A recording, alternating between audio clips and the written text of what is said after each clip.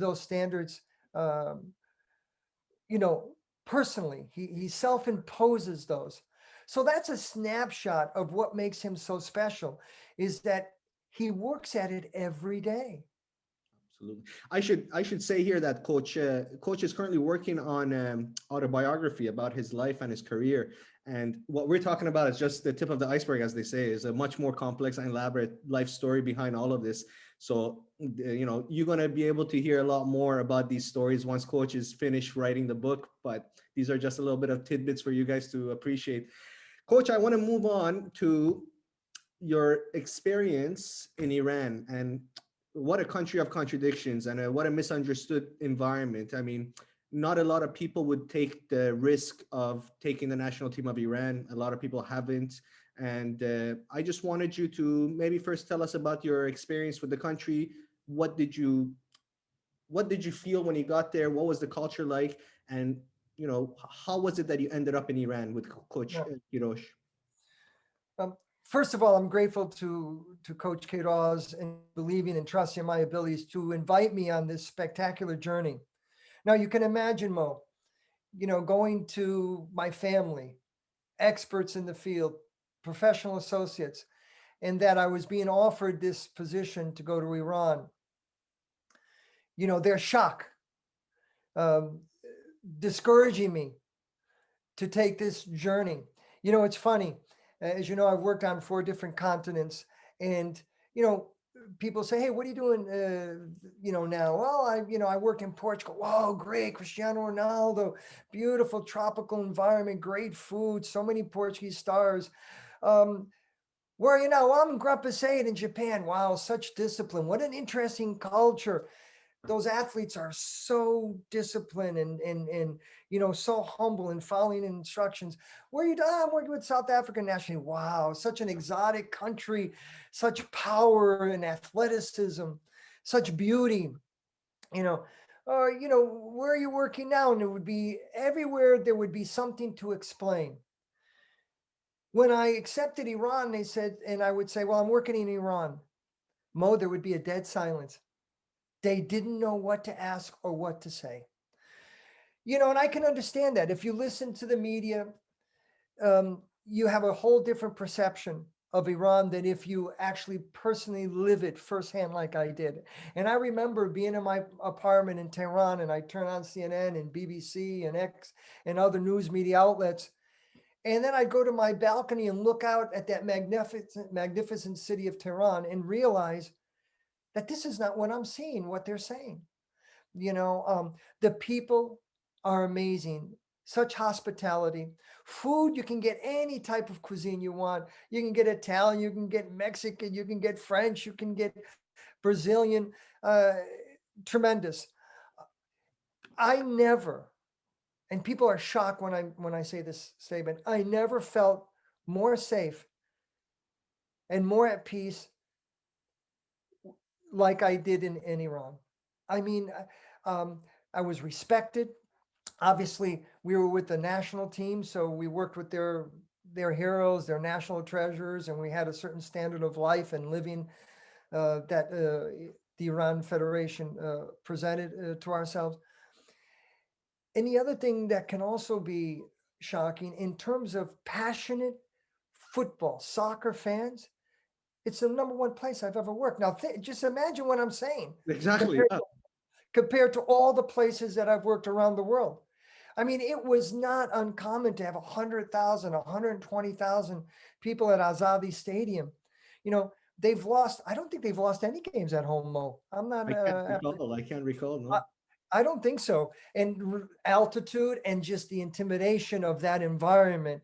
And this is without female spectators, which is beginning to change. Exactly. You know, so great journey, great experience, both professionally and personally. And to top it all off, we were able to qualify Iran to 2 World Cups. And the reception that we received when we landed in Tehran was something that is unforgettable. Those are memories and friendships that will last a lifetime. So I'm proud of my association with Iran. Um, Anytime I get an opportunity, to share my opinions and my life experiences in Iran. I do so, and I do it with honor and pride. Now, the people in Iran, and many of them, the majority, don't agree with the political regime, but they are powerless over that, and they should not be victims of that. Um, but that's life, and that's the way it is. And hopefully, change is coming. And when that might happen, who knows? But the people personally, and that's why soccer is so important. See, in Azadi Stadium, it isn't just a soccer game; it's a way of expression.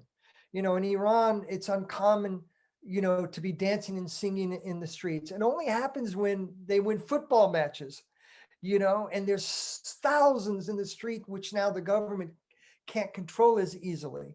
So when there's success in international tournaments, when there's success at the World Cup, the people invade the streets with celebration. And the games are also an opportunity for them to sing, to chant.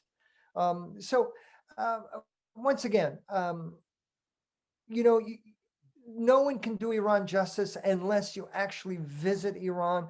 The players, these players, and it was difficult with all the sanctions. We were not able to play the friendly competition in preparation for the qualifiers as we had hoped to because of the sanctions. Uh, Oftentimes, there's many broken promises, not because there wasn't good intentions, but because the sanctions affected that. These players, unlike any other players of all the other national teams that I've worked with, their love, their pride for their people is amazing. They truly play for the nation. And this is why we're able to get the most and maximize the potential of Iranian players because of their commitment to their people. Why? Because the few times that they're able to have joy and to have pride is through the game of soccer. Absolutely. I mean, it's interesting to say that. I mean, we've all heard the saying, football is politics. And I don't think you feel that any other place more than within Iran, because, as you said, the politics of the country, you kind of follow the sports as well. And you mentioned how you had to deal with sanctions and not being able to get friendly games and lots of issues. I mean, Coach Queiroz having to, spend out of pocket to help some of the trips and events. And I've told you this before, Coach. My dad also played for the Iranian national team, especially for the one of the earliest ones, the first team that won the Asian Cup in the '58, if I recall. And for that, I've been a lifelong follower of national team, and I can easily say that Coach Kirosh and his staff, including yourself, were probably the most influential individuals in transforming football in that country. And the football has grown by leaps and bounds over the 8 years that you guys were there. And I was going to tell you this at the end, but on behalf of like millions of Iranians, we couldn't thank you guys enough. And I'm sure you see all the comments at the bottom of the page and the Facebook, but you guys should know that you guys were well loved there. Everybody loved you guys, and we really appreciate what you guys did there for us.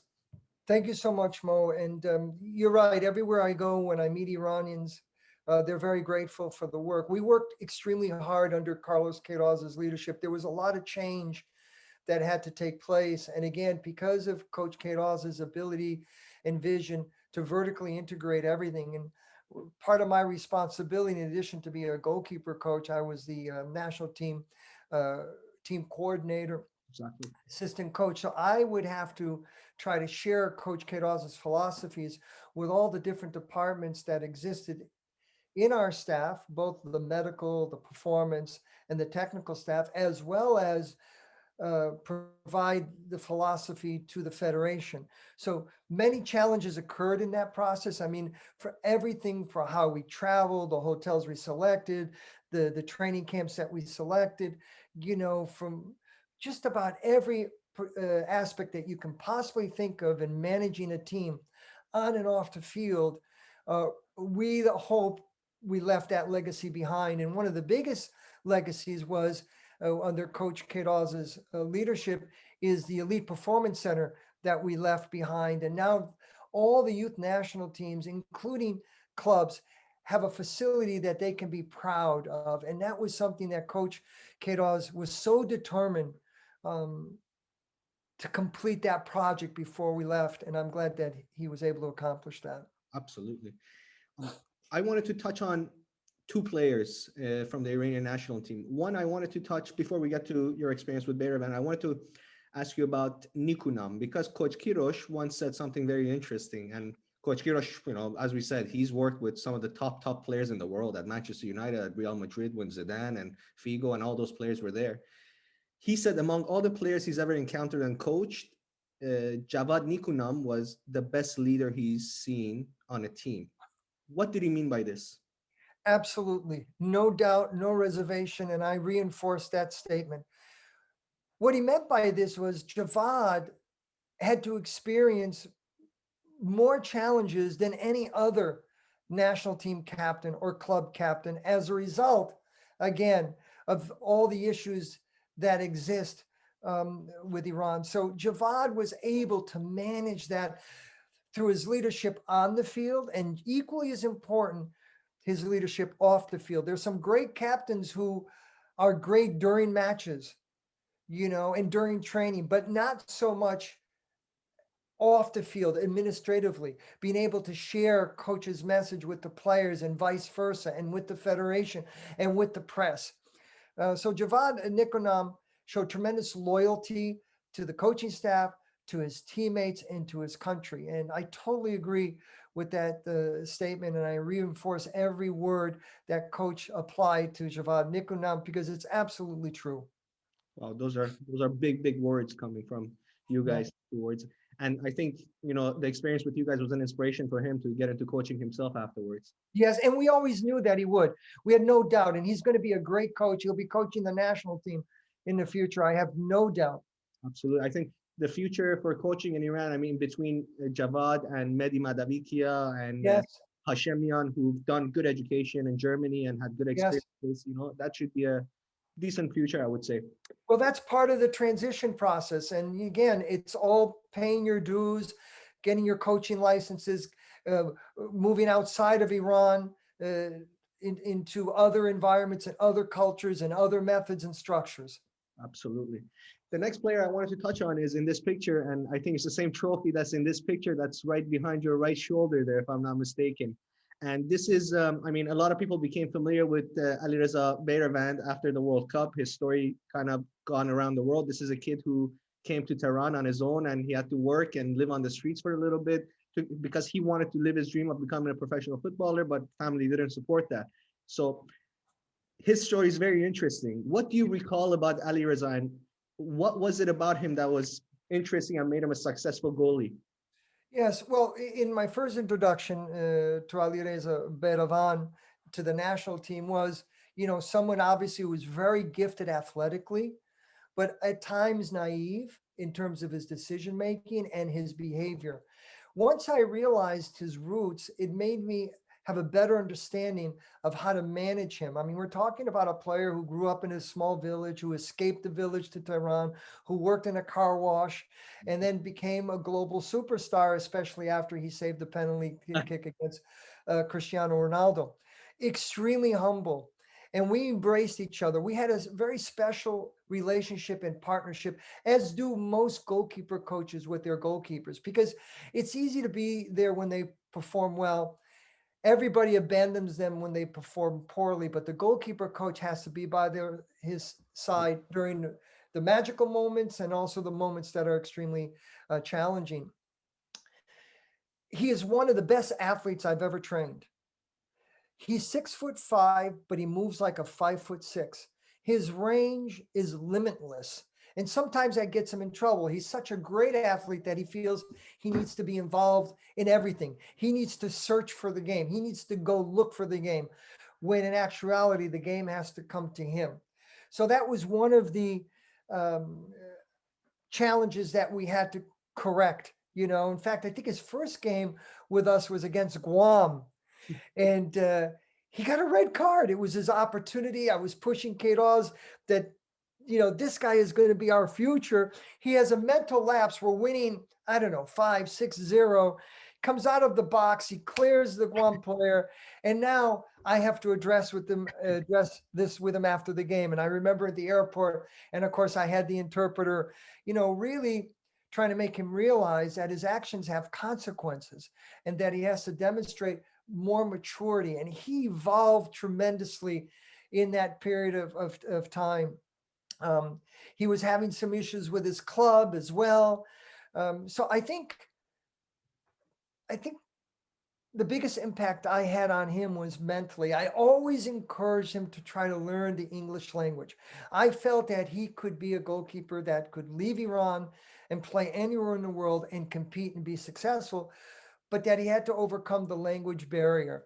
It took him a while. Every day he'd come in with a new English word to try to impress me. I don't know where he's at now with the English language, but it's certainly much better than it was during our time together. We stay in touch. We have mutual respect. In fact, I stay in touch with a lot of the players, not only Iran, but all the players, especially the goalkeepers that I've been, fortunate to train. Absolutely. I know Ali Reza loves you as a coach from the stories I've heard and the things that I've heard him say to others. So I know you were instrumental, and especially not for him, for a lot of our national team players who ended up playing in Portugal or other places in Europe. I think that was mostly because of you and Coach Queiroz to be able to open those pathways for them. So I'm sure forever they'll be grateful. I think Ali Reza is playing in Belgium now, if I'm not mistaken. Yes, he is. Tarami is playing in Porto and doing an amazing job. And Porto is one of the top clubs in Europe. So, I mean, Absolutely. that acknowledges the fact that there is talent in Iran. I think when we first arrived, the technical skills were there.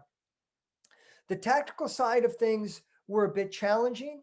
And even though they had the right body types and the physical frames, they were not producing at a high level athletically.